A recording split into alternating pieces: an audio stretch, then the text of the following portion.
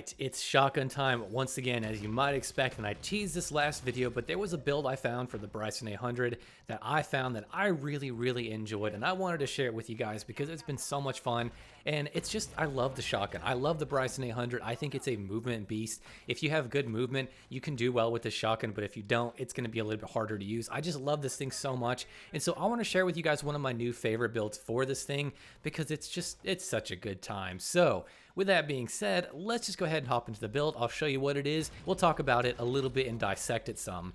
And here up on the screen is my build. This is the Speed Demon Bryson 800 build. That's right, we're trying to replicate what we had on the Bryson 890, but we're going to use it with this bad boy who can load shell by shell, and overall aesthetically to me is a lot more pleasing. This is a really seriously fun build, and again, it's focused on movement speed. Now, one of the things I want to point out about this is there is that CQB barrel you can use on this shotgun, but unfortunately, when you use it, even though it gives you the best sort of movement speed bonus overall out of like most of the attachments, you can't use it with any grips or anything like that, so you kind of lose out on some other attachments, more specifically that demo drop zone pump and the lasers. So the laser is going to give you a little bit better sprint to fire speed, and then that demo drop zone pump is going to give you some better movement speed. And when you combine that with the demo firewall barrel that we use, also the one we use on the Bryson 890, it gives us a great movement speed bonus, and it gives us the fastest movement speed possible on the Bryson 800. Well, that's not entirely true, because there is a muzzle attachment like the Vulture Claw Breacher, I believe it's what it is, that does give you a little bit faster sprint speed and forward movement speed, I believe, but it's really not that great, especially when you compare it to using like the Bryson choke. I still think that's probably the best muzzle attachment overall, just because it's so helpful for pushing your range and making your shots more consistent.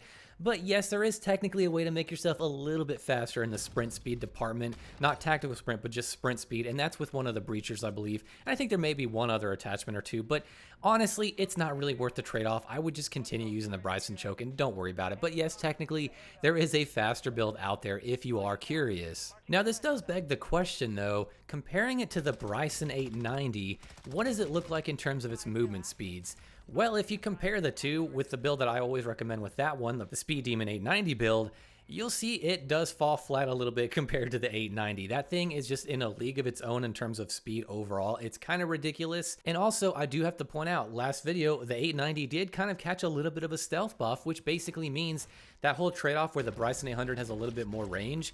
Well, with this build, you're basically getting the same range as the Bryson 890 Speed Demon build. So then the big question is, why would you bother using the Bryson 800 over the Bryson 890 when it comes to speed?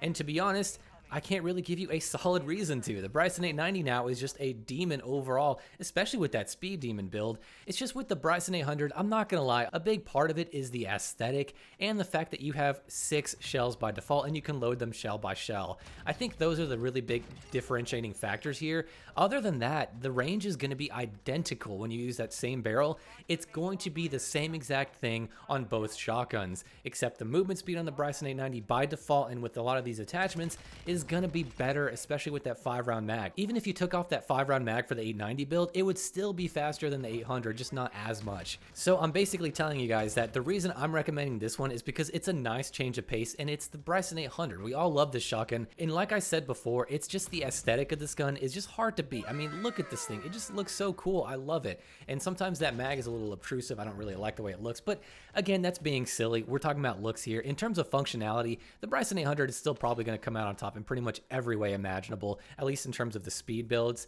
But if you want to try something different, if you want to try and use a shotgun that just feels right, that just feels good, this is the one to use. Of course, like I said, the Bryson 890 is still the king of speed, but this one is great and it looks so damn cool. And to be honest, you can make them both work. It's not like you're going to be way worse for using the 800 compared to the 890. It's just that it's fun to use, and I really recommend giving it a shot because it's nice to switch it up. And not a lot of people kit this gun out with certain barrels and stuff because there's a lot of barrels to choose from, but nobody ever uses anything except the rifled barrel. So today we're going to change that. We're going to start telling people, hey, check out this Speed Demon build. As for my overall thoughts, I am a little sad that this kind of falls flat when it comes to the Bryson 890 now, especially after its recent stealth buff.